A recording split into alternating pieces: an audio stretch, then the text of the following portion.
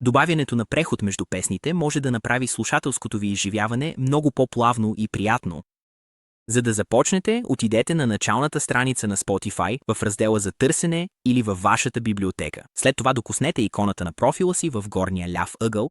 Иконата ви може да изглежда различно в зависимост от името ви, но винаги ще се намира там. След това докоснете настройки и поверителност, което ще ви отведе до страницата с настройки. От тук намерете възпроизвеждане, което обикновено е четвъртата опция, и го докоснете. Превъртете, докато намерите кръстосано преливане – Crossfade. По подразбиране, кръстосаното преливане е настроено на 0 секунди, което означава, че няма преход между песните.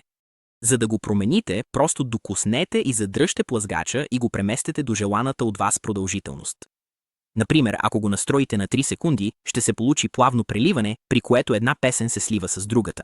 След като го настроите, сте готови. Сега можете да се наслаждавате на безпроблемни преходи между песните си.